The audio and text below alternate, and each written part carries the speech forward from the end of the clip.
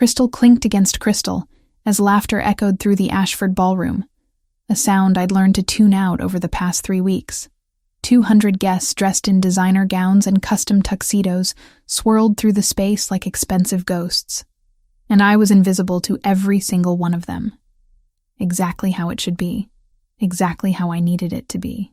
I carried the tray of wine glasses with practiced precision, weaving between clusters of Connecticut's wealthiest families without making eye contact.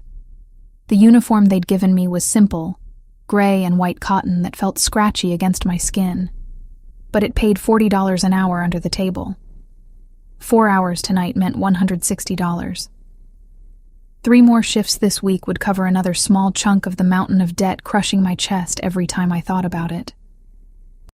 $180,000.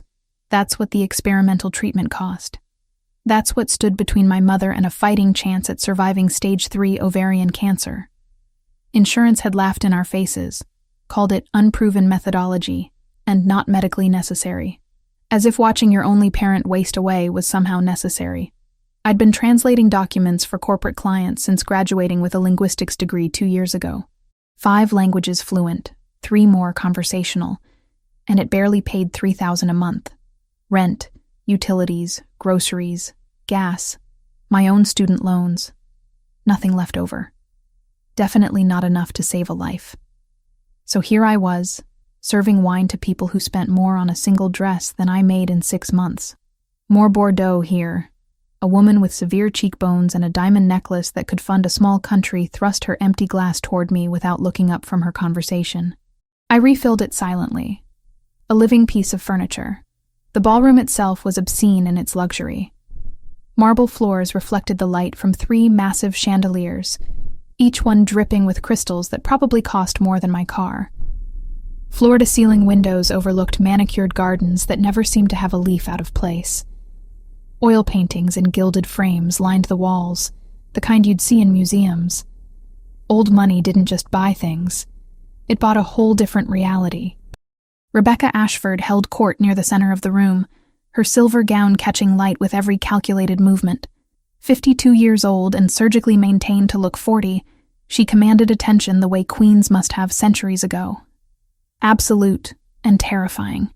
I'd learned quickly to stay out of her direct line of sight. Women like her noticed staff only when we made mistakes. I was refilling glasses near the bar when I felt eyes on me. Not the dismissive glance of someone needing a refill, but real attention. Heavy. Deliberate. My spine stiffened instinctively. Across the ballroom, partially obscured by a marble column, a man watched me with unsettling focus. Tall, broad-shouldered, wearing a charcoal suit that fit him like it had been made specifically for his body, which it probably had been. Dark hair slicked back from a sharp face, and even from this distance I could see his eyes tracking my movement through the crowd. Something about his stillness set him apart from the other guests. Everyone else moved constantly, performed constantly, laughed and gestured and networked with exhausting energy. He simply stood there, a glass of what looked like whiskey untouched in his hand, and watched. I looked away quickly, unnerved. The last thing I needed was attention. Hannah, Marcus, the event coordinator, appeared at my elbow. Table 7 needs champagne. The Moet, not the Veuve. Got it. I moved toward the kitchen, grateful for something to focus on besides the stranger's gaze. When I returned with the champagne bucket, Tyler Ashford had appeared near the bar with 3 of his friends, all of them in their late 20s, all of them already drunk despite it only being 9:30.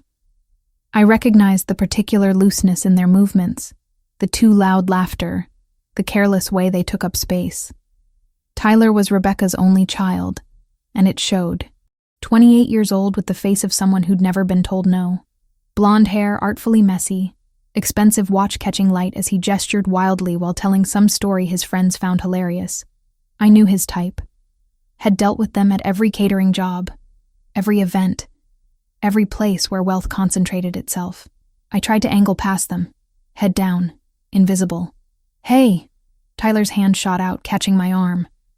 Not hard enough to hurt, but firm enough that I had no choice but to stop. You're new. I've been here 3 weeks, sir. I kept my voice neutral, professional. Can I get you something? You can tell me your name. His breath smelled like gin and entitlement. Hannah. Hannah. He repeated it like he was tasting something. His friends had gone quiet, watching with the anticipation of people who sensed entertainment coming. You don't look at us when we talk to you, Hannah. That's rude. Every instinct screamed at me to apologize, to deflect, to make this go away. But something in his tone, the casual cruelty of it, made my jaw tighten. I looked up, met his bloodshot blue eyes directly. I was taught not to stare at guests. If you prefer otherwise, I can adjust. Wrong answer. I knew it immediately. Tyler's smile went sharp. Oh, we've got a smart one here. Did you hear that, Mom? He raised his voice, projecting across the space. The help has opinions. Rebecca Ashford turned, and I felt my stomach drop. She glided over with a smile that never touched her eyes, assessing me the way someone might examine an insect. Is there a problem, darling? Just teaching proper etiquette. Tyler plucked a glass of red wine from my tray. Full to the brim, the liquid dark as blood. I think Hannah here needs a lesson in humility. Don't you agree? Rebecca's smile widened. Perhaps you're right. I saw it coming half a second before it happened. Not enough time to move. Just enough to understand what was about to occur. Tyler lifted the glass and poured it directly over my head. Cold liquid splashed across my scalp, soaking instantly through my hair. Wine ran down my face, my neck, saturating my uniform. The gray fabric turned dark and heavy, clinging to my skin. Drops fell onto the pristine marble floor. My shoes filled with it. Laughter exploded around us. Someone was filming. Multiple people, actually. Phones raised like this was the highlight of their evening. Perhaps it was. Oops. Tyler's voice dripped with mock concern. How clumsy of me. I stood there, wine dripping from my chin, and felt rage burn so hot in my chest I thought it might consume me from the inside. My hands shook. Not from fear. From the sheer force of wanting to smash the tray across his smug face, to scream every curse I'd ever learned in 5 languages, to make him feel a fraction of what he'd just done. But I didn't. Because I needed this job. Because my mother needed that treatment. Because people like Tyler Ashford always won, and people like me always swallowed our pride and survived. So I grabbed a bar towel, wiped my face with hands that barely trembled, and said quietly, "My apologies. I'll clean this up immediately." Rebecca made a dismissive sound. "See that you do, and do try to be more careful in the future." I bent down, began blotting wine from the marble floor, and let my hair fall forward to hide my face, hide the tears of fury burning behind my eyes that I refused, absolutely refused, to let fall. What I didn't see was the man across the room setting down his untouched whiskey with deliberate care. Didn't see the way his jaw tightened, or how his hand curled into a fist before he forced it to relax. Didn't see him pull out his phone and make a single quiet call.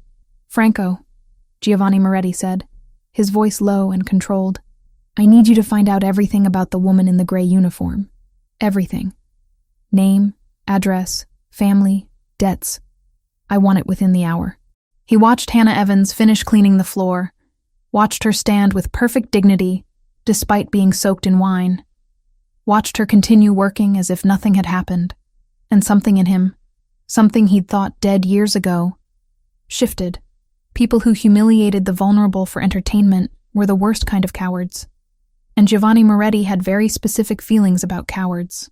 2 hours and 47 minutes after Tyler Ashford poured wine over my head, Rebecca summoned me to her private office.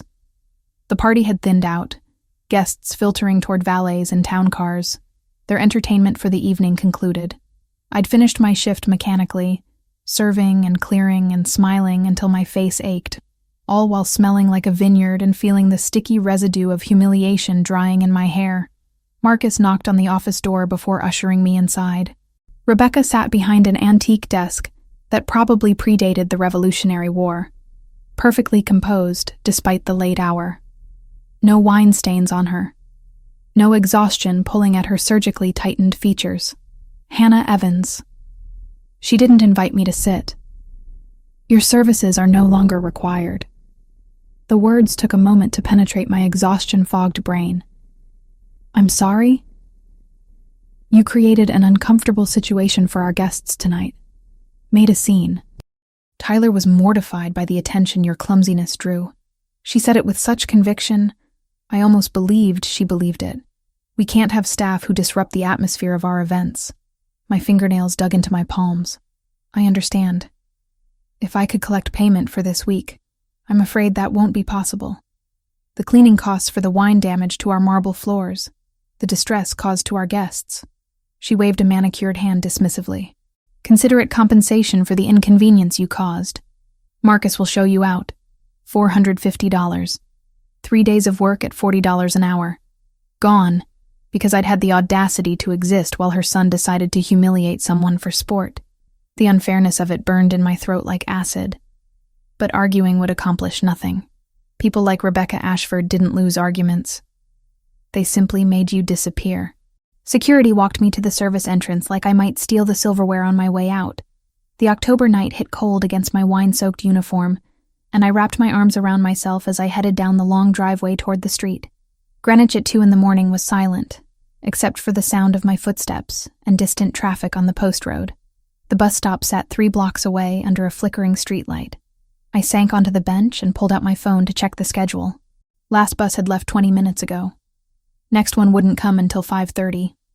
3.5 hours to sit here in wine-stained clothes, no money earned, and no way to cover even a fraction of what my mother needed. I pressed my palms against my eyes and tried not to cry, tried not to think about the hospital bill or the eviction notice I'd received last week, or the fact that my car registration had expired and I couldn't afford to renew it. Tried not to imagine my mother's face when I told her the treatment wasn't going to happen because I'd been humiliated by a drunk rich kid and couldn't even get paid for it. Headlights cut through the darkness. A black BMW sedan pulled up to the curb, sleek and expensive and completely out of place in this moment. The back window rolled down smoothly. Miss Evans. A man's voice, calm and professional. My employer would like to speak with you. If you'd be willing to come with me. Every warning I'd ever received about getting into cars with strangers screamed in my head. I stood up, took a step back. I don't know you. The back door opened, and a man emerged. Older, maybe early 40s, built solid and dressed in a suit that hadn't come off any rack I'd ever seen. He held up both hands in a placating gesture. My name is Franco Caruso. I work for Giovanni Moretti of Moretti Imports. We were guests at tonight's event. He reached into his jacket slowly, pulled out a business card and corporate ID. My employer witnessed what happened to you. He'd like to offer appropriate compensation. I stared at the ID. Looked legitimate enough, though I had no idea what legitimate corporate security identification actually looked like. Tell your employer thank you, but I'm fine. With respect, Miss Evans, you don't look fine. You look like you've had wine poured on you by a spoiled child, then been fired and cheated out of payment for work already performed. Franco's voice held genuine sympathy. Mr. Moretti simply wants to have a conversation. Public place, your choice of location if you prefer. But he asked me to extend this invitation personally. Something about the formality of it, the careful respect in Franco's demeanor, made me hesitate. What did I have to lose at this point? Where? A restaurant in Stamford. 20 minutes from here. I can have you back at this exact spot within 2 hours if the conversation doesn't go as hoped. My mother's face flashed through my mind. The way she'd looked last week when the oncologist told her the experimental treatment was her best shot. The hope in her eyes that I'd had to crush because we couldn't afford it. If anything feels wrong, I'm calling the police immediately. Franco inclined his head. Understood completely. After you. The drive took 18 minutes through empty streets. Franco didn't try to make conversation beyond pointing out that there was water in the cup holder if I needed it. The restaurant he pulled up to was dark. A small Italian place with elegant script on the windows announcing it as Rossini's. We're closed, I said. Mr. Moretti made arrangements. Franco came around to open my door. He values privacy for sensitive conversations. Inside smelled like garlic and fresh bread and something herbal I couldn't identify. A single table near the back had been set with 2 wine glasses and a bottle that remained unopened. A man stood as we entered, and I recognized him immediately, the one who'd been watching me from across the ballroom. the one who'd stood so still while everyone else performed. He was taller than I'd realized. Maybe 6'3", broad-shouldered, with dark hair swept back from a face that looked like it had been carved from stone and then softened just slightly by age. Dark brown eyes met mine with unsettling directness. The scar at his temple caught the light, a pale line against olive skin. "Miss Evans, thank you for agreeing to meet with me." His voice carried a faint accent I couldn't place. Italian, maybe, worn smooth by years in America. "Please, sit." "Franco, that will be all." Franco disappeared somewhere toward the kitchen. I remained standing. "You arranged all this to talk to me about what happened tonight?" "I arranged this because what I witnessed was unacceptable." He gestured to the chair across from him. "And because I believe in compensation for injustice. Will you sit? I promise the wine remains unopened until you give permission." I thought the symbolism might be appreciated. Despite everything, a laugh escaped me. Exhausted and slightly hysterical, but genuine. I sat. Giovanni Moretti settled across from me and folded his hands on the table. No rings, no watch. Nothing ostentatious despite the clearly expensive suit. "You were owed $450 for your work this week. The Ashfords refused to pay you. I'd like to remedy that, plus offer $5,000 as compensation for the public humiliation you endured." My breath caught. $5,000. That was real money. That was nearly 2 months of my freelance income.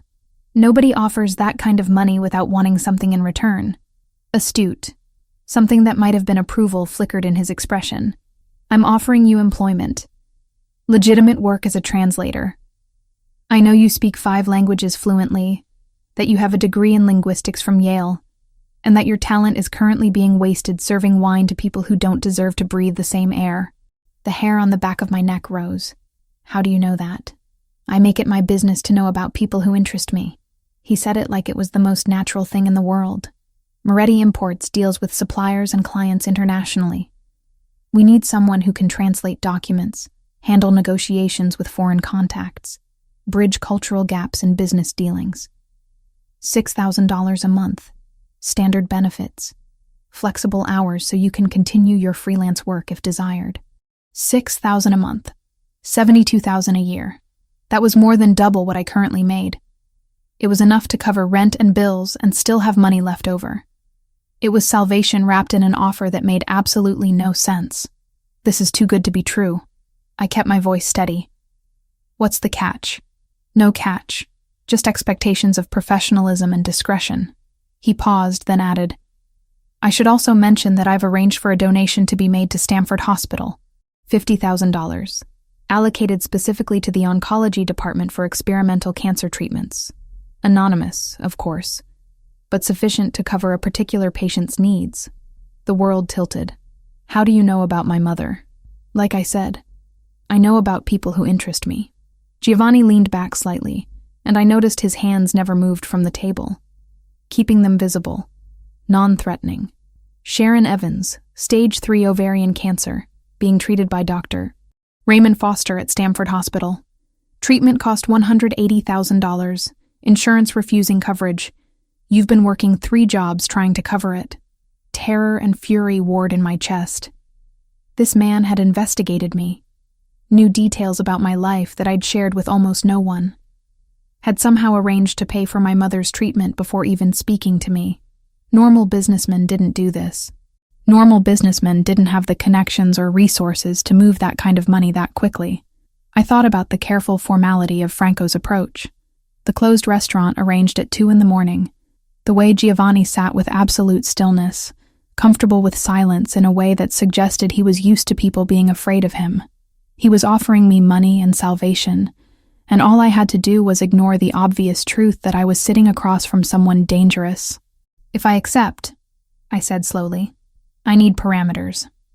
Nothing illegal. Nothing that compromises my integrity. If that's not acceptable, I'll walk away right now." Giovanni studied me for a long moment. Then he smiled, and it transformed his entire face, made him look younger, almost approachable. "You're either very brave or very desperate. I suspect both. Your parameters are acceptable. You translate documents and assist with international business negotiations. Nothing more. He extended his hand across the table.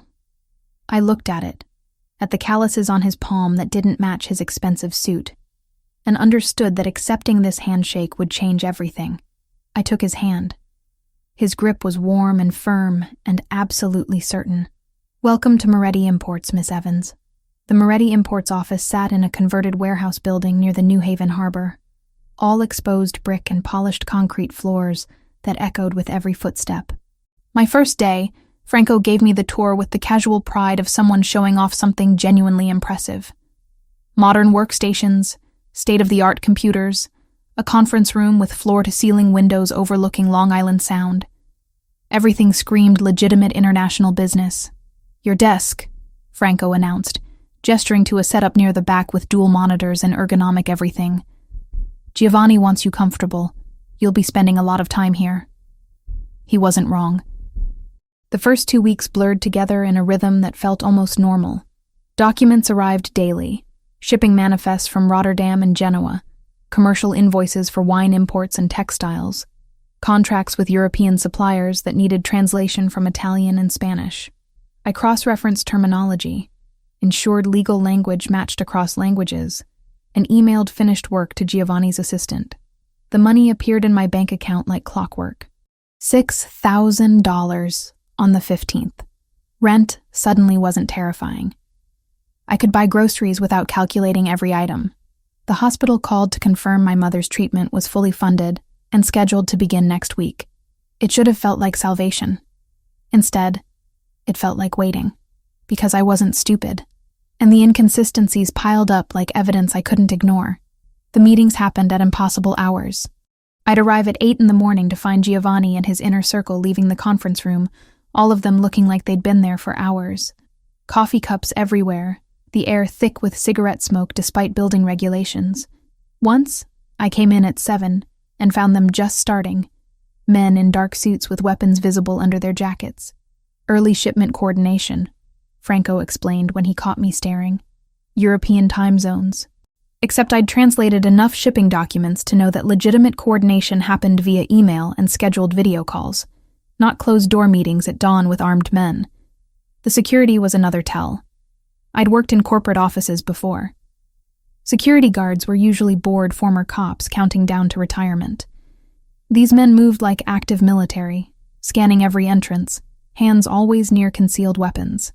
They knew tactics, formations, how to control a space. Then there were the conversations that stopped dead whenever I approached. Giovanni would be speaking rapid Italian with his captains, and the moment my footsteps echoed in the hallway, silence. When I entered with translated documents, they'd switched to English so bland it was obviously rehearsed. The shipment from Milan arrives Tuesday. Supplier confirmed pricing on the textiles. Never anything specific, never anything real. Franco became my unexpected ally in those first weeks, though I suspected even that was calculated. He started bringing me coffee in the mornings, asked about my mother's treatment, told stories about his own family in Providence. 26 years working for the Moretti family, he said with something like pride. Started as a driver, worked his way up. "Giovanni's a good boss," he said once, unprompted. "Loyal to people who are loyal to him. Remembers kindness, but he never forgets disrespect either." The warning was gentle but unmistakable. I researched late at night on my laptop, searching variations of Moretti Imports Connecticut and Moretti Family New Haven.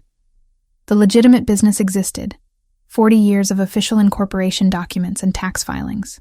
But buried in local news archives and true crime forums, I found the whispers. The Moretti family had controlled the New Haven port since the 1980s.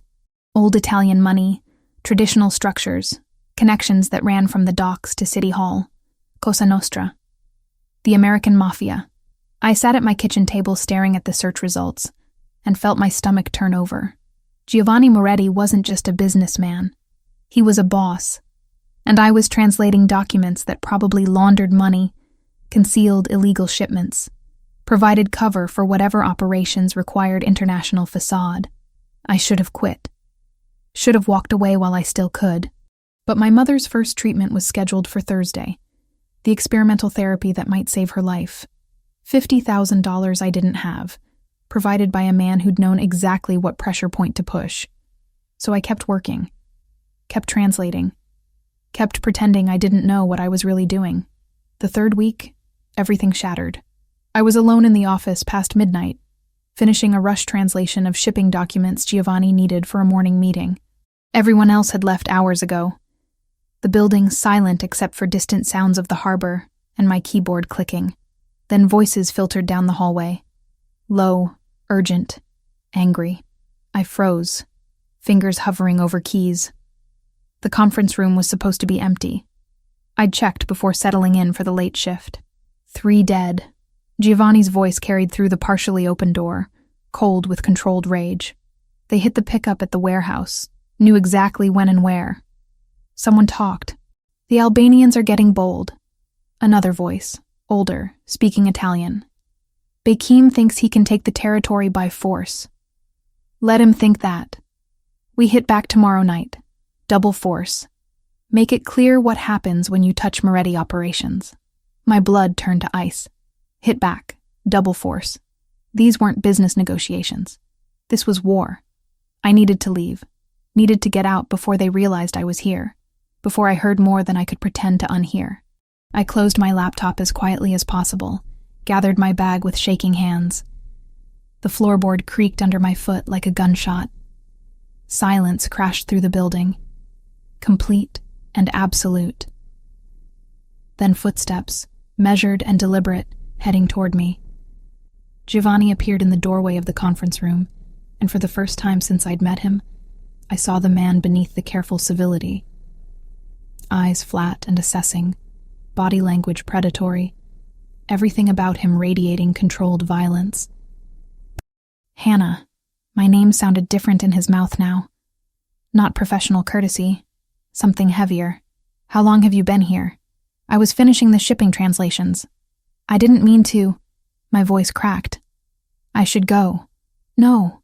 He moved forward and I stepped back instinctively, hit my desk. You heard. Not a question. I nodded, unable to force words past the terror closing my throat. He studied me for a long moment, something calculating happening behind those dark eyes. Come with me. It wasn't a request. I followed him to the conference room where 4 men sat around the table, all of them watching me with expressions ranging from suspicion to outright hostility.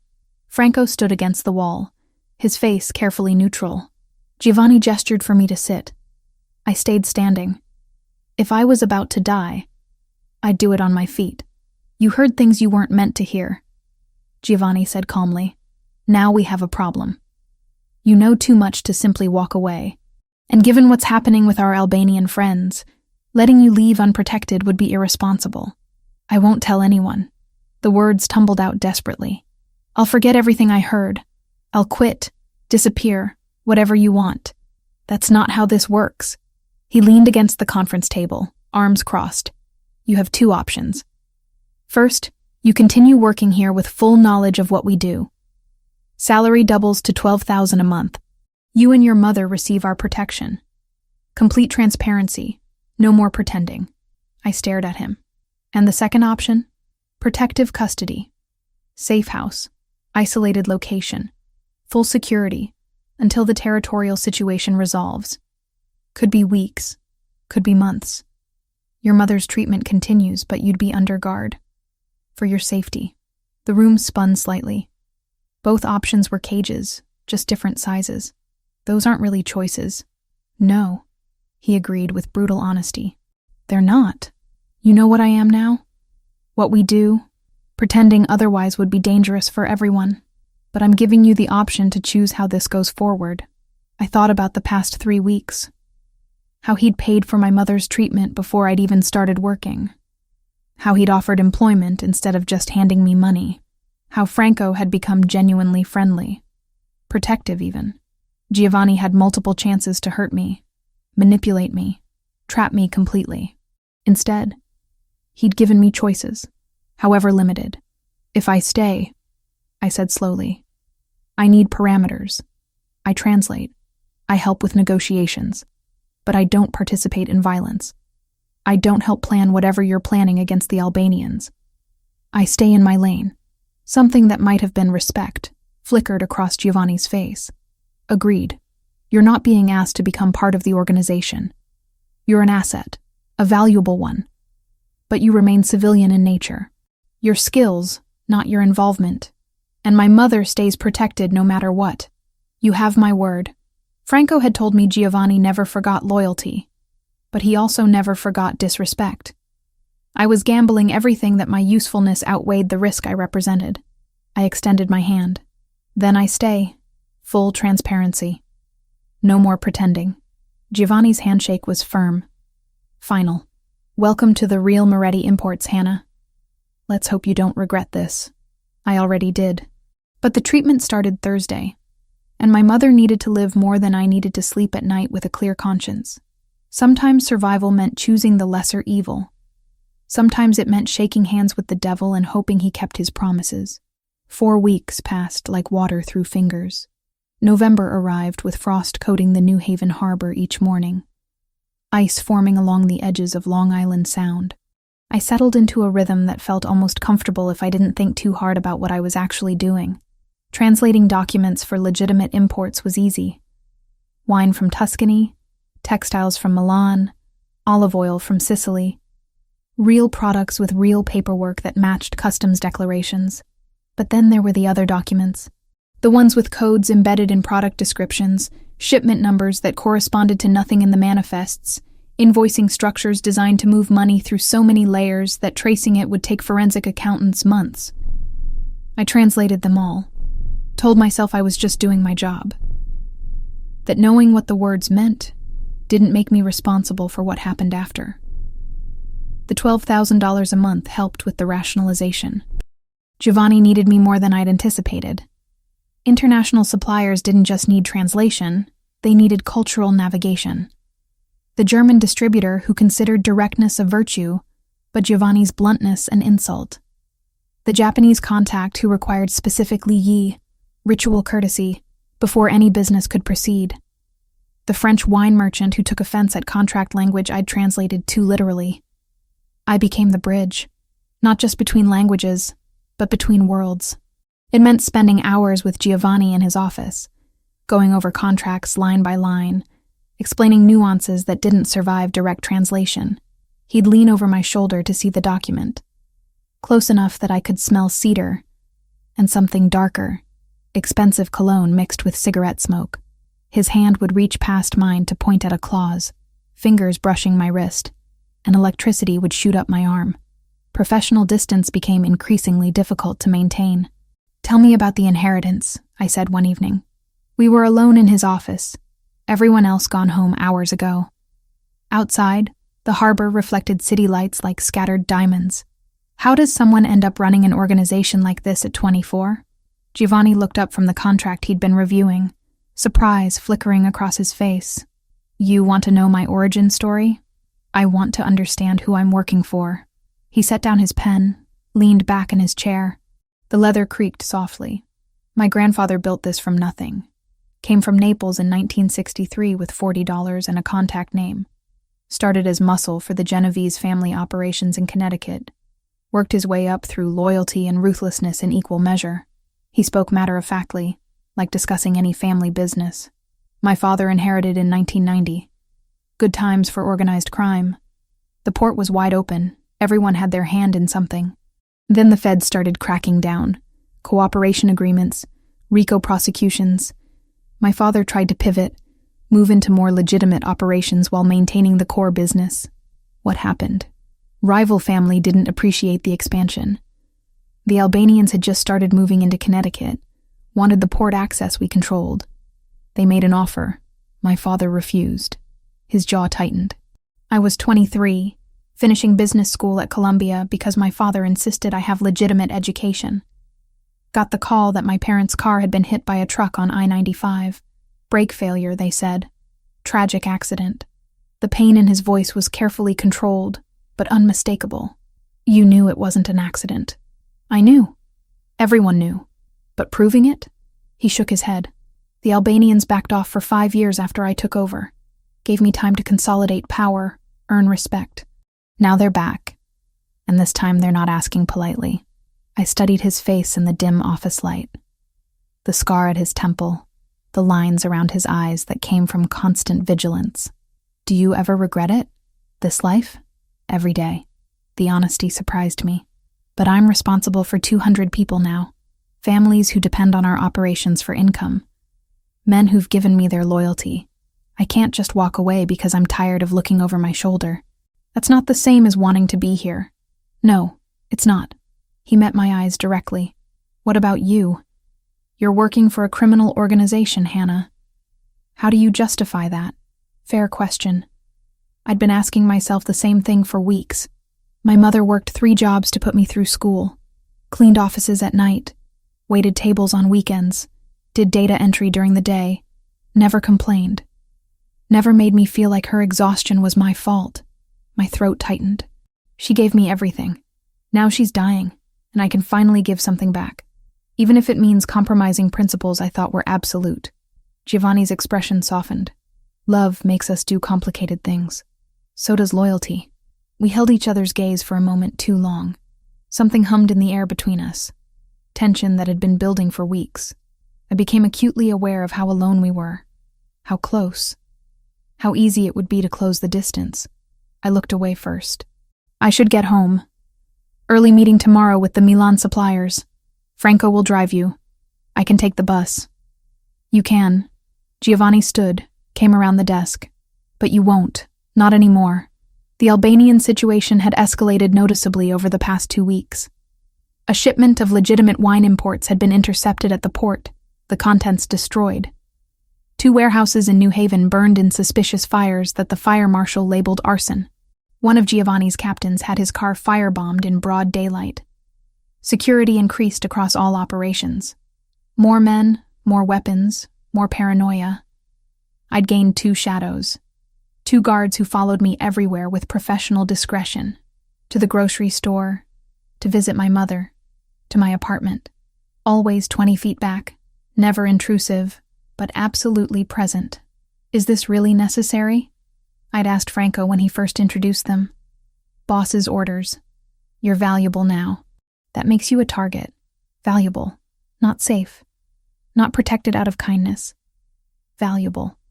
Like any other asset." My mother noticed immediately when I visited Stamford Hospital for her second treatment session.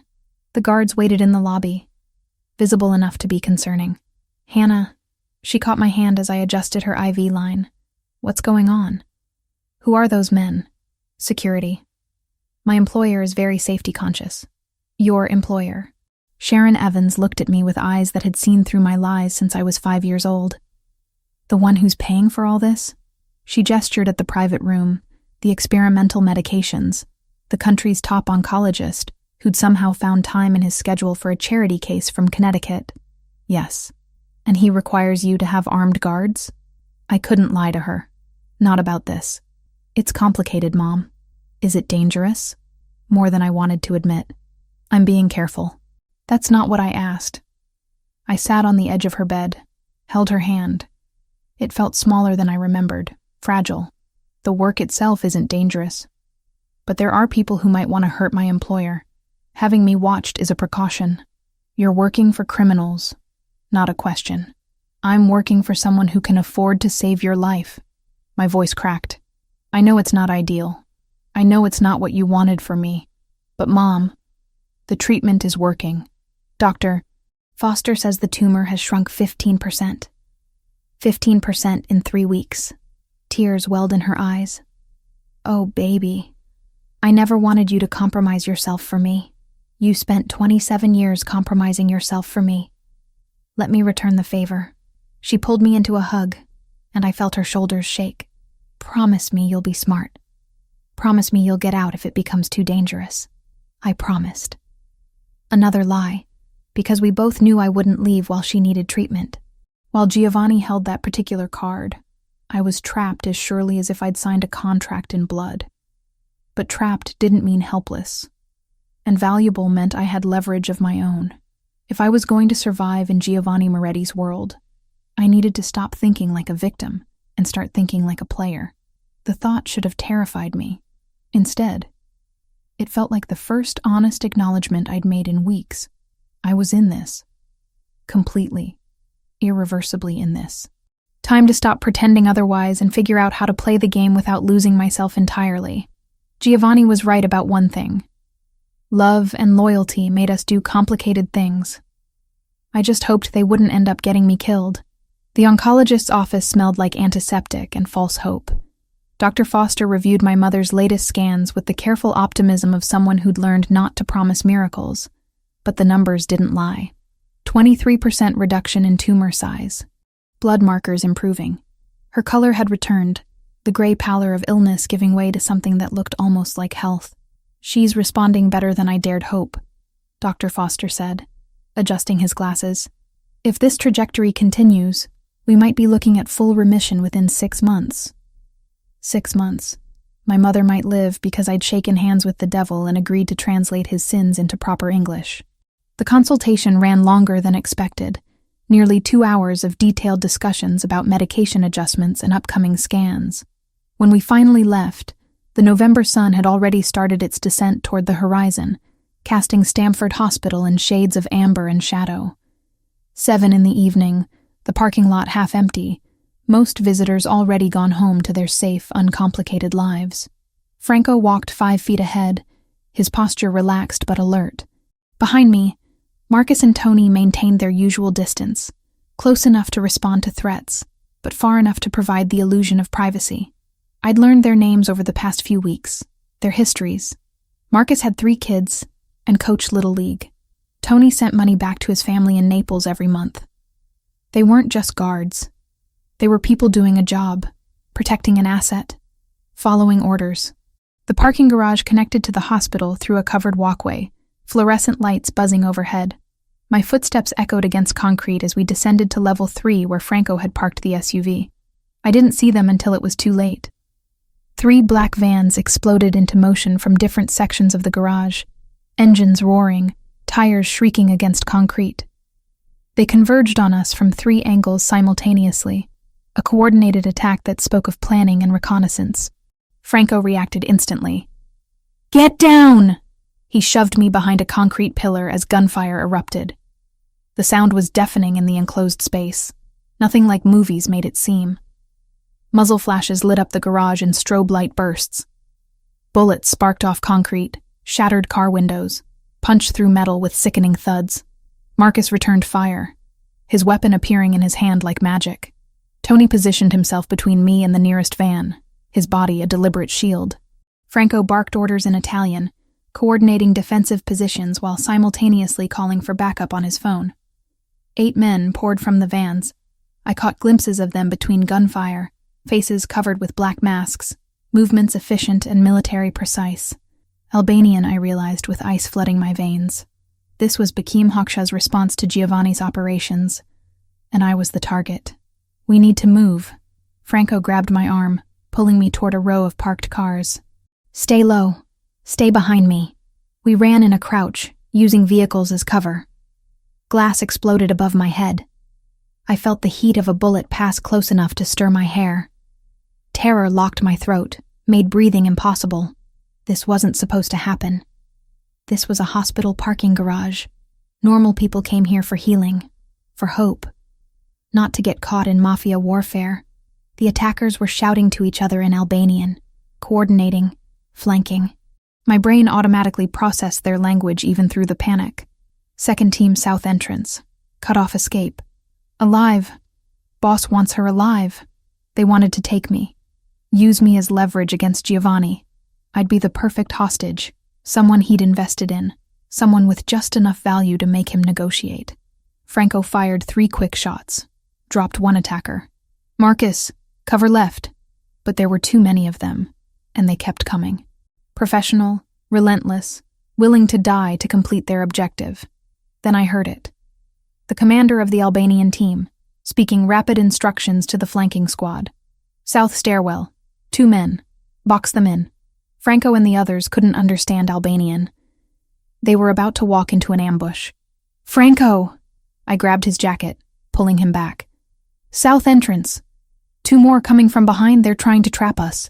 He stared at me for half a second, processing. Then his eyes widened with understanding. "You speak Albanian?" "Enough. They want me alive. Boss's orders." Shit. He shouted to Marcus and Tony, "Hostiles flanking south. Reposition." The warning saved us. Marcus spun as two armed men emerged from the stairwell. Got his shots off first. One attacker dropped. The other dove behind a truck, pinned down. Sirens wailed in the distance. Someone had called the police.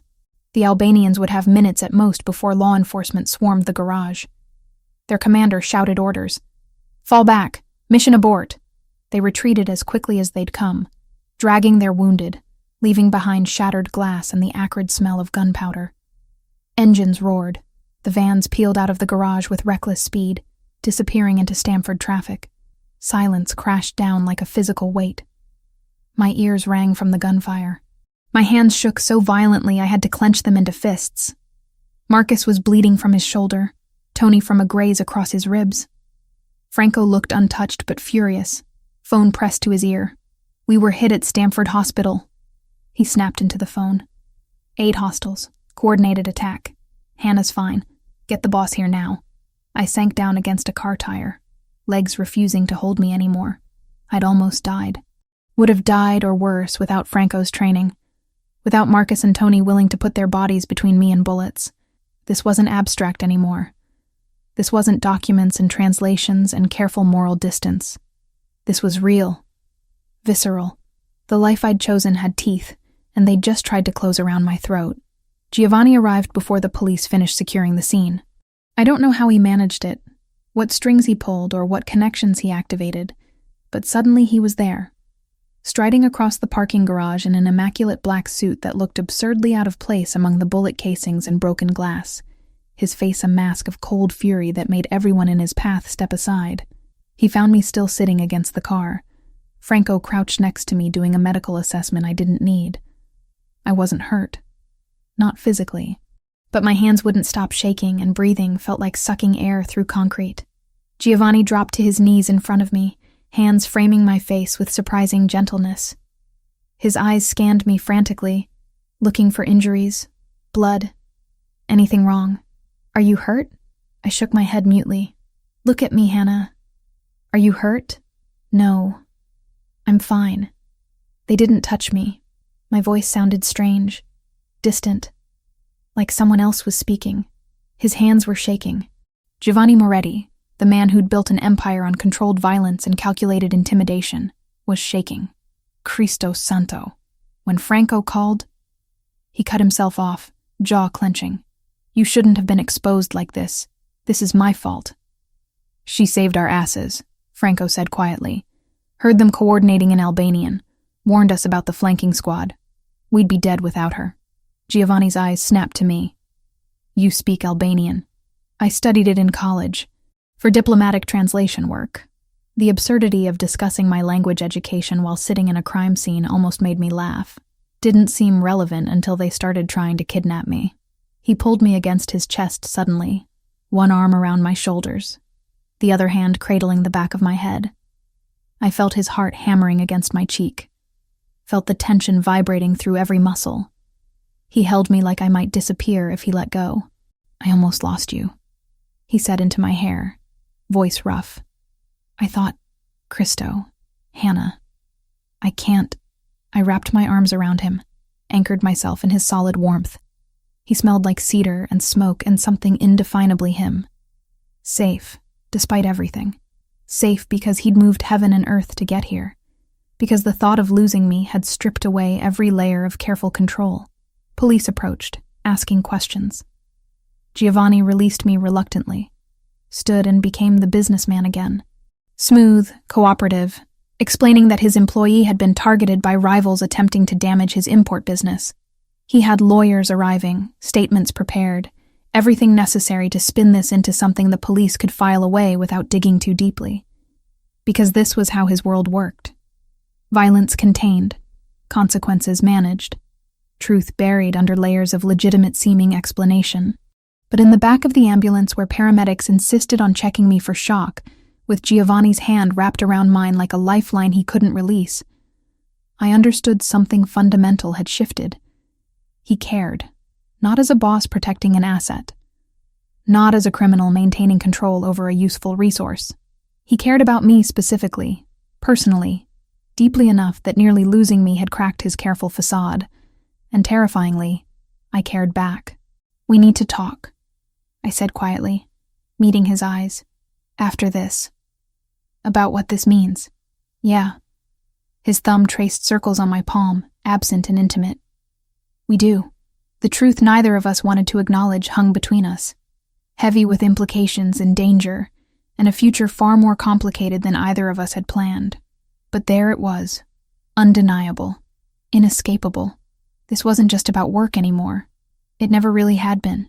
We kissed in the back of Giovanni's car, 20 minutes after nearly dying in a hospital parking garage. Not gentle or exploratory, desperate and urgent, months of tension igniting like gasoline meeting flame. His hand cupped the back of my neck, pulling me closer, and I tasted fear and relief and something darker on his lips. "This is a terrible idea," I murmured against his mouth. "Worst decision you'll ever make." He kissed me again, deeper. "I should stop." "Don't."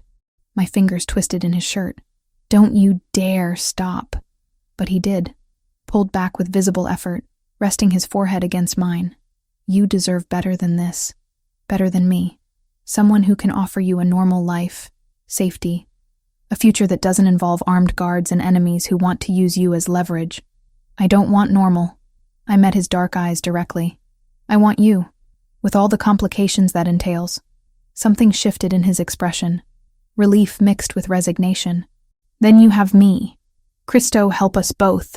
The relationship changed everything. Not just between us, but within the entire operation. I wasn't Giovanni's translator anymore. I was his partner, his advisor, someone whose opinion carried weight in rooms where women traditionally didn't speak. The transformation happened gradually over the following weeks. Giovanni started including me in strategic meetings, asking my perspective on approaches that violence alone couldn't solve. His captains initially bristled at my presence, but Franco set the tone. "She saved our lives," he told them flatly during one tense discussion. "Spotted the ambush when we couldn't. She's earned her place at this table." The Albanian situation required more than bullets. I'd been thinking about it since the attack, turning over possibilities while translating invoices and reviewing shipping manifests. "We need legal pressure," I said during a meeting 3 days after the parking garage incident. "Bakim's organization traffics people and weapons. That's federal jurisdiction. If we can provide the FBI with enough evidence to move against his operations, we solve the problem without starting a war that brings attention to everyone." Giovanni's lieutenant, a hard man named Vincent, scoffed. "You want us to cooperate with the feds? That's suicide. Anonymous tips aren't cooperation." I pulled out my laptop, opened files I'd been compiling. I still have contacts from my previous work translating for UN diplomats. One of them is now a federal prosecutor specializing in human trafficking cases. If certain information about Albanian operations reached her desk through untraceable channels, she'd have to act on it. Giovanni leaned forward, studying the documentation. "You've already prepared this. I don't suggest strategies I haven't thought through." He smiled, something warm and proud in his expression. "What kind of information are we talking about?" "Shipment schedules, warehouse locations, personnel names. Nothing that connects to Moretti operations, but everything needed to dismantle Bakim's trafficking network." I met his eyes. "I won't help plan violence, Giovanni, but I can help apply pressure through legal channels that accomplishes the same goal." The room fell silent. His captains waited for Giovanni's reaction, testing whether he'd allow a woman, an outsider, to dictate strategy. "Do it," he said finally. "Coordinate with Franco. Get him everything he needs to pass information without creating trails back to us." Vincent opened his mouth to object. Giovanni's look silenced him. That night, in Giovanni's penthouse overlooking New Haven Harbor, I established boundaries that would define our relationship going forward. "I won't participate in decisions about violence," I said, curled against his side on the leather couch. His arm around my shoulders felt like safety and danger combined. "I'll help with strategy, negotiations, legitimate business expansion, but planning hits, coordinating retaliation, that's your world, not mine. I wouldn't ask you to compromise your principles." His fingers traced patterns on my arm. "You're valuable precisely because you think differently than we do. See solutions we miss because we've been conditioned to solve problems with force. You're okay with me drawing lines? Hannah. He tilted my chin up, made me look at him. You're the first person in 10 years who's told me no about anything and lived to discuss it further. Your boundaries aren't just okay. They're necessary. They keep me human. I kissed him. Soft and lingering. What happens when your world and my boundaries collide? Then we figure it out together. His voice held certainty I didn't feel. One problem at a time. The Ashfords reappeared like a bad memory resurfacing. Tyler called my personal cell, a number he shouldn't have had, with the desperate aggression of someone drowning financially. I know who you work for, he said without preamble. Giovanni Moretti. Organized crime, money laundering, probably worse. I have evidence. Photos of you entering his office building. Documentation of his business dealings that won't hold up to federal scrutiny. My blood ran cold. What do you want? $500,000. Cash. Or I take everything to the FBI and make sure they understand you're not just an employee, you're complicit. I could have told Giovanni. He would have handled it efficiently and permanently, but Tyler Ashford was my ghost, my humiliation, my problem. I'd solve it my way. I spent 3 days working contacts I'd made during my previous career. Journalists, legal researchers, people who owed me favors or simply believed in justice. Tyler Ashford wasn't careful. His social media showed a lifestyle far beyond legitimate income. His LLC had irregularities visible to anyone who looked closely. My break came from a reporter at the Hartford Courant I'd helped with translation work on a corruption investigation 2 years prior. She'd been looking into zoning fraud in Greenwich when Tyler's name surfaced. He's dirty, she told me over coffee in Stamford. Bribed city officials, manipulated permits, defrauded investors. I have recordings from a whistleblower. Everything needed to bring charges, but my editor won't publish without additional corroboration. What if I could get you his financial records? Proof of money laundering through his development deals. Her eyes sharpened. I'd have front-page material. Why are you helping? He tried to extort someone I care about. I believe in consequences delivered through appropriate channels. I met her gaze steadily. Get him legally. Make it public. End his ability to hurt anyone else. She agreed. I provided financial documentation obtained through methods I didn't examine too closely, courtesy of Franco's connections. 3 days later, Tyler's world exploded. I arranged a meeting at a restaurant in Greenwich Neutral Territory. Rebecca and Tyler arrived looking hunted. The gloss of wealth stripped away by legal pressure and mounting debt. Rebecca's designer suit couldn't hide desperation. Tyler's forced bravado cracked before we even ordered drinks. You did this, Rebecca hissed across the table. Destroyed us. Over what? Hurt feelings? I set a folder on the table between us. This contains additional evidence about your tax fraud, your son's corruption charges, and several other irregularities that haven't reached prosecutors yet. If they do, you're both looking at federal prison. Tyler's face drained of color. This is blackmail. It's leverage. The same thing you tried using on me. I kept my voice calm, conversational. Here's what happens now. You disappear from my life completely. No more contact. No more threats. No more attempts to involve law enforcement in matters you don't understand. In exchange, this evidence gets filed away and forgotten. Rebecca's hands trembled as she opened the folder, scanned the documents. You're working for criminals. You're no different than us now. That's where you're wrong. I leaned forward slightly. The difference is I don't humiliate people for entertainment. I don't use power to crush those weaker than me. I don't hide cowardice behind a family name. I stood, gathering my coat. You had every advantage. You squandered it being cruel. Now face the consequences with whatever dignity you can scrape together. Rebecca tried to maintain her superior expression, but it crumbled at the edges. Tyler looked like he might cry. They'd lost, and they knew it. Not to violence or intimidation, but to someone who'd learned to use the same weapons they'd wielded their entire lives. Information, leverage, pressure applied through proper channels. Stay away from me, I said quietly. Stay away from Giovanni. Rebuild your lives somewhere far from Connecticut, and maybe you'll survive what you've brought on yourselves. I walked out without waiting for their response, feeling lighter than I had in weeks. The girl who'd stood silent while wine soaked her hair was gone. In her place was someone who'd learned that power came in many forms, and the most effective weren't always the most violent. Giovanni waited in the car outside, Franco at the wheel. He studied my face as I slid into the back seat. How'd it go? They'll disappear. Legally neutralized. No bodies. No mess. I buckled my seatbelt. Problem solved my way. He pulled me against his side, kissed the top of my head. You're terrifying. I mean that as a compliment. I learned from the best.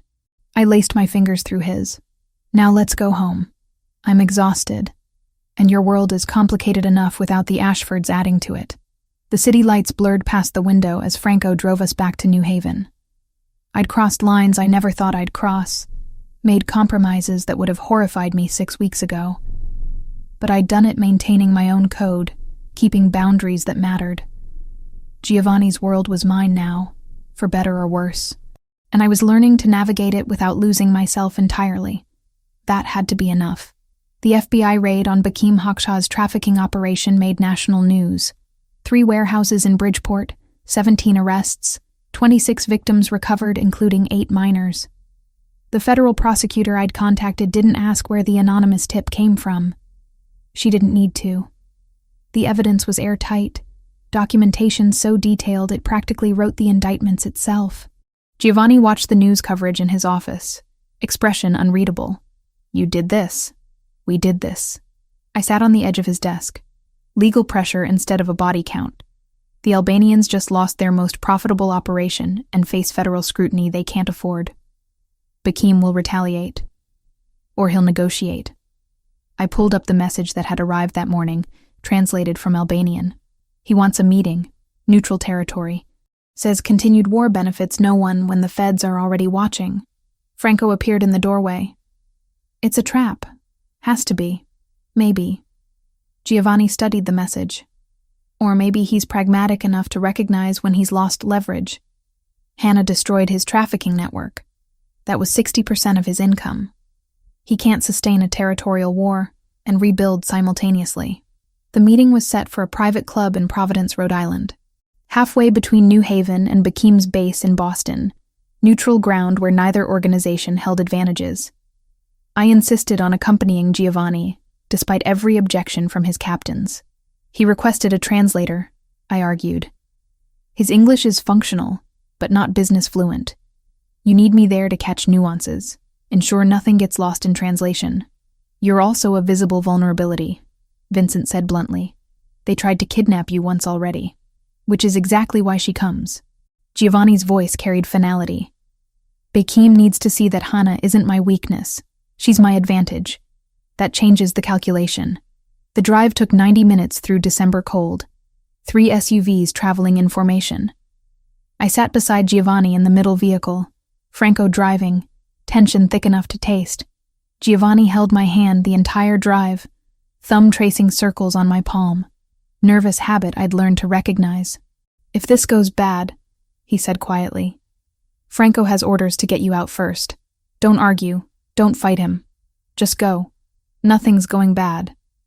I squeezed his fingers. We're negotiating from strength. Bakim knows it. That's why he agreed to meet. The club was old money personified.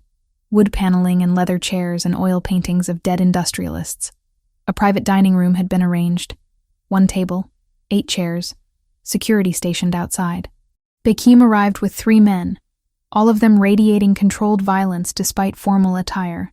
Bakim Hakshah was older than I expected, maybe 55, with silver threading through dark hair and eyes that assessed threats with practiced efficiency. He looked at me the way someone might examine an unexpected complication. You bring woman to business meeting? He directed the question at Giovanni in accented English. I bring my translator and strategic advisor. Giovanni pulled out my chair personally, a deliberate statement. Hannah Evans. She speaks Albanian fluently, among other languages. Something flickered in Bakim's expression. Calculation. Convenient. The negotiations started professionally. Territory divisions, port access schedules, agreed upon boundaries for different operations. Giovanni proposed something revolutionary. specialization based on efficiency rather than violence. The Albanians could operate in specific territories without interference from Moretti, but they'd avoid residential areas that attracted federal attention. In exchange, Moretti maintained exclusive control of legitimate port operations and major shipping routes. It was almost working, almost civilized. Then Bakim's lieutenant said something in Albanian to his boss, low and presumably private. The Italian is weak, letting a woman speak for him like trained dog. I kept my expression neutral, continued taking notes. Let them think I didn't understand. Bakim responded in the same language, voice carrying contempt. All men become weak eventually. This one lets prostitute advise him on business. We agree to terms, then crush him when opportunity comes. Giovanni glanced at me, caught the slight tension in my shoulders. He didn't speak Albanian, but he knew me well enough to read the signs. I set down my pen carefully, looked directly at Bakim, and spoke in flawless Albanian. The prostitute you refer to is the one who provided federal prosecutors with detailed evidence of your trafficking operations. Warehouse locations, shipment schedules, personnel files. Everything needed to dismantle 60% of your income and put 17 of your men in federal custody. The room went absolutely silent. Bakim's face drained of color. His men reached for weapons instinctively before his raised hand stopped them. I continued in Albanian, voice conversational.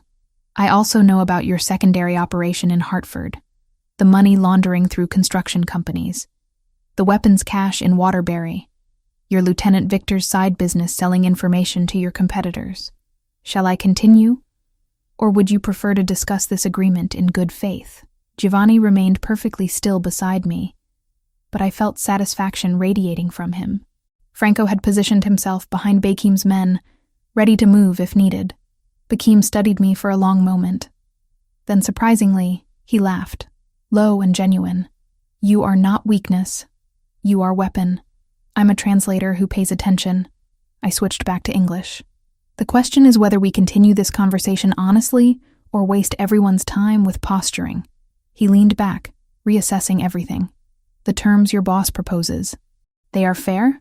Fairer than war, that brings federal attention neither of us can afford. You lost trafficking operations. Giovanni could press advantage, destroy you completely. Instead, he's offering coexistence with clear boundaries. Take the deal. Rebuild your organization within agreed parameters, and everyone profits. Or refuse, and I ensure federal investigators receive very interesting information about your remaining operations. It was a bluff, partially. I didn't have much more than what I'd already provided prosecutors. But Bakim didn't know that. He spoke to Giovanni directly. You let her threaten me in my own language. I let her do her job. Giovanni's voice carried quiet confidence. Hannah operates on different battlefield than we do. Information, legal pressure, strategic thinking that doesn't require bullets. That's why she's valuable. Why she'll always be protected. The power dynamic had shifted completely. I wasn't the weak point Bakim could exploit. I was the reason attacking Giovanni had become exponentially more dangerous.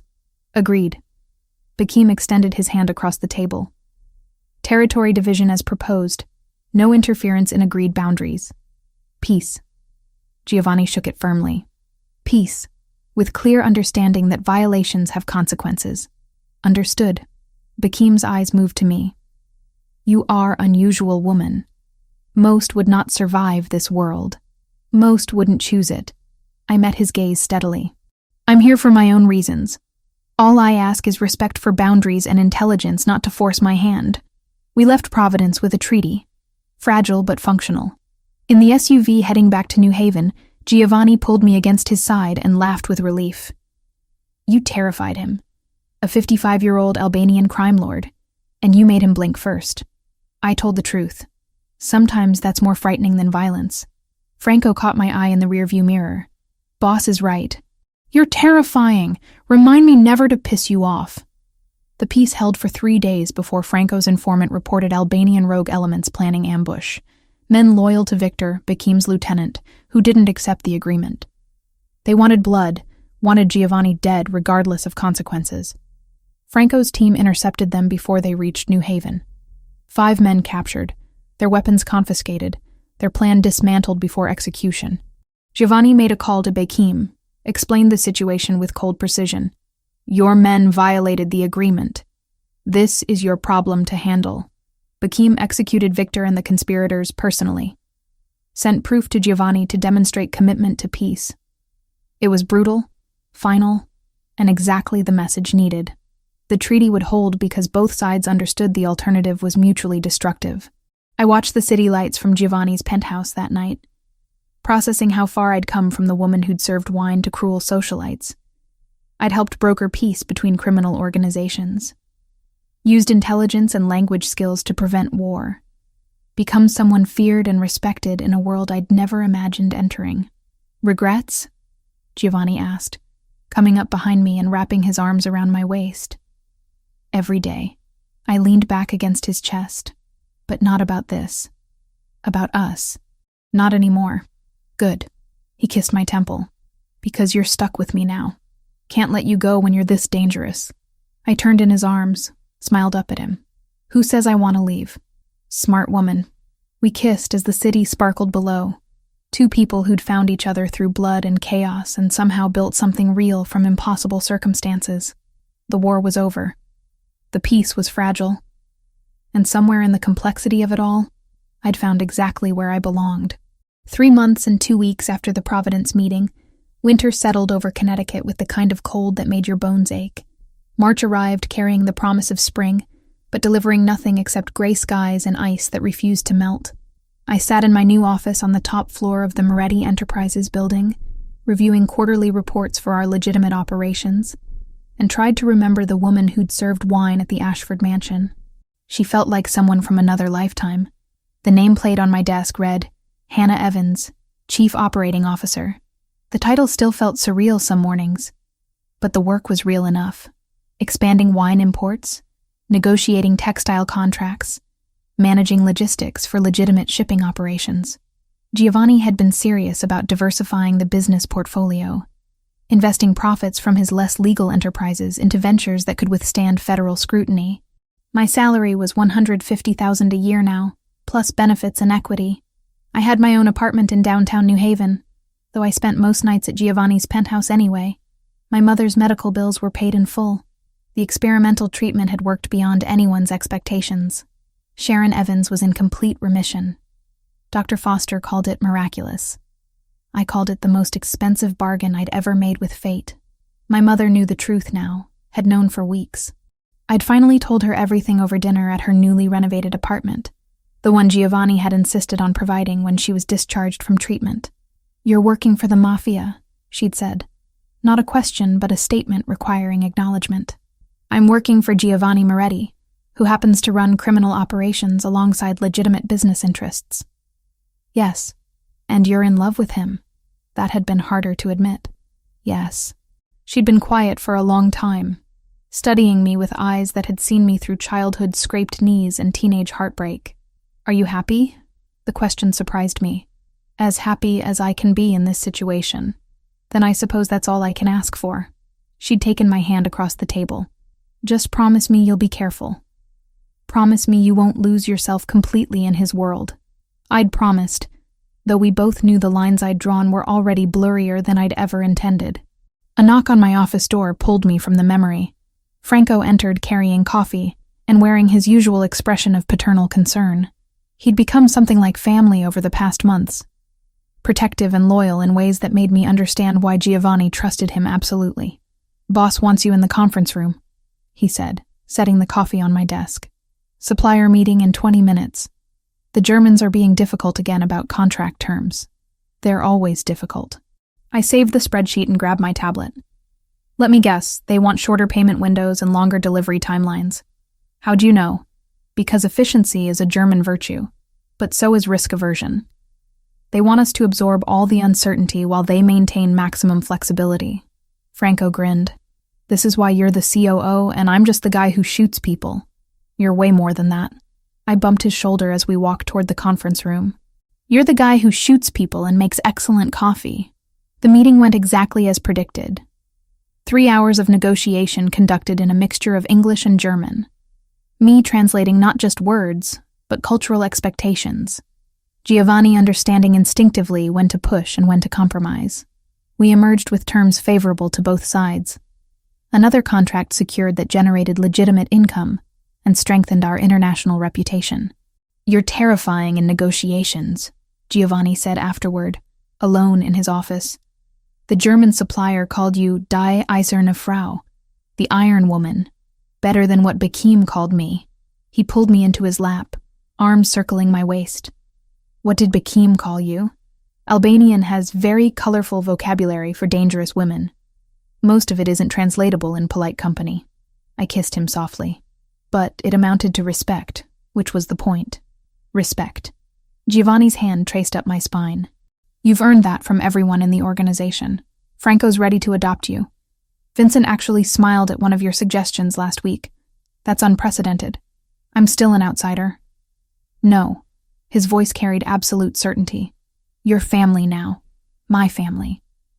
That means something in this world. The weight of that statement settled over me. Family in Giovanni's world meant protection, loyalty, and obligations that ran deeper than legal contracts. It meant I was part of something larger and more complicated than I'd ever imagined joining. My phone buzzed with a reminder. "We have that corporate networking event tonight. Stamford Convention Center." Giovanni groaned. "Do we have to attend? Those things are torture." "You wanted more legitimate business presence. This is how that works. Schmoozing with other business owners, making connections, pretending to care about quarterly earnings. I'd rather negotiate with armed Albanians. At least there's an open bar." I stood, smoothing my skirt, "and I promised to make it worth your while afterward." His eyes darkened with promise. "I'll hold you to that." The convention center buzzed with the particular energy of professional networking events. Business owners and executives circulated through the space, exchanging cards and forced laughter, performing capitalism with rehearsed enthusiasm. Giovanni wore his businessman persona like armor, charming and professional. No hint of the dangerous man beneath the expensive suit. We worked the room efficiently, discussing import logistics with potential clients, building relationships that would benefit our expanding legitimate operations. I was in the middle of explaining our textile sourcing to a boutique owner when I saw her. Rebecca Ashford stood near the catering table, wearing a simple black dress that looked off the rack rather than designer. Her hair was different, less severe, and she'd aged in the month since I'd last seen her. She was serving hors d'oeuvres to guests, a name tag identifying her as staff for the catering company. Our eyes met across the room. Recognition flared in her expression, followed immediately by shame. She looked away quickly, busying herself with arranging napkins that didn't need arranging. I excused myself from the conversation and crossed to the catering table. Rebecca tensed as I approached, but didn't flee. "Rebecca." I kept my voice neutral. "Miss Evans." She wouldn't meet my eyes. "Would you care for any appetizers?" The role reversal was so complete it felt surreal. I picked up a small plate, selected a few items I didn't actually want. "How have you been?" "Does it matter?" Her voice was barely audible. "Honestly? No." I kept my tone conversational rather than cruel. "But I'm asking anyway." She finally looked at me, and I saw genuine brokenness there. We lost everything. The house, the company, the reputation. Tyler's in federal prison for 3 years. I work events like this now to make rent on a studio apartment in Bridgeport. I'm sorry it came to that. "Are you?" Bitterness crept into her voice.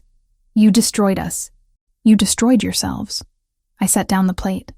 "I just ensured there were consequences for cruelty, fraud, and corruption. What happened after was your own doing." Rebecca blinked rapidly, fighting tears. "I never thought it would end like this. We were untouchable. No one's untouchable. That's what you never understood." I felt Giovanni's presence behind me before he spoke, his hand settling at the small of my back. "People like you think wealth protects you from consequences. It doesn't. It just delays them." Rebecca looked between us, understanding finally dawning. "You two deserve each other. Both of you made from the same cold calculation. Maybe." I met her eyes directly, but neither of us would pour wine on someone for entertainment. "Remember that the next time you serve appetizers to people who don't see you as human." I walked away, without waiting for her response. Giovanni beside me. We left the event early, drove back to his penthouse in comfortable silence. The confrontation with Rebecca should have felt victorious, but it just felt sad. Necessary, but sad. The penthouse windows overlooked New Haven Harbor, city lights reflecting on dark water like scattered stars. I kicked off my heels and collapsed onto the leather couch, exhausted from performing normalcy all evening. Giovanni loosened his tie, poured 2 glasses of wine, and joined me. That was harder than I expected, I admitted. Seeing her brought it full circle. He handed me a glass. The woman who humiliated you is now serving appetizers at corporate events while you negotiate million-dollar contracts. Poetic justice. Is it justice, or just more cruelty with better justification? Giovanni studied me seriously. You showed her mercy by walking away. You could have destroyed her further, made tonight impossible. Instead, you acknowledged her humanity even when she denied yours. That's not cruelty, Hannah. That's grace. I sipped the wine, let his words settle. You've changed too. The Giovanni I met wouldn't have framed it that way. That's because the Giovanni you met was trying very hard not to care about anything beyond survival and power. He set down his glass, pulled me against his side. Then you opened my door looking for help and somehow convinced me that there was more to protect than territory and reputation. Your door. I was the one looking for help that night. No. I watched you maintain dignity while covered in wine, watched you continue working despite humiliation. And I opened a door I'd kept closed for 10 years. His fingers traced patterns on my shoulder. You saved me as much as I saved you. We sat in comfortable silence, the weight of the past months settling around us. The violence, the negotiations, the moral compromises and hard-won victories. We'd built something real from impossible circumstances. 2 people who'd found each other through blood and chaos and somehow made it work. I should check tomorrow's schedule, I said, not moving. Early meeting with the Milan suppliers about that delayed shipment. Franco can handle it. I should still review the documentation. Hannah. Giovanni tilted my chin up, made me look at him. The work will be there tomorrow. Right now, just be here. With me. I kissed him, soft and lingering. Where else would I be? Anywhere safer. Anywhere more normal. Anywhere that didn't involve armed guards and criminal organizations and constant moral complexity. Probably. I settled more comfortably against him. But I chose this. Chose you. Chose the messy, complicated, dangerous reality of our life together. I'm not leaving. Good. His arms tightened around me. Because I'm not letting you go. Through the windows, I could see Franco and 2 other guards positioned on the terrace, discreet but ever present. Security was still necessary, would probably always be necessary. The peace with the Albanians held, but Giovanni's world would never be completely safe. That was part of the bargain. But looking at the life we'd built, the legitimate business expanding alongside the criminal operations, the respect I'd earned, and the relationship we'd forged, I couldn't regret my choices. Not the translation work that paid my mother's bills, not the negotiations that prevented bloodshed, not the decision to stay when leaving would have been easier. Tell me again, Giovanni said quietly, about the first night, when you decided to accept my offer. You mean when I decided to work for a suspected crime lord? I mean when you chose survival over pride. I thought back to that restaurant in Stamford, the unopened wine bottle, the job offer that changed everything. I chose my mother's life over my illusions of moral purity. Best decision I ever made, even knowing where it would lead. No regrets? Every single day. I kissed him again. But not about this. About us. Not anymore. We stayed like that as the city lights flickered below. 2 people who'd found each other through impossible circumstances and built something worth protecting. The world outside was complicated and dangerous and morally ambiguous. But in this moment, in this space we'd created together, everything was exactly as it should be. Some love stories started with wine poured in cruelty. Some ended with wine shared in peace. Ours did both, and everything complicated in between. And that was exactly right.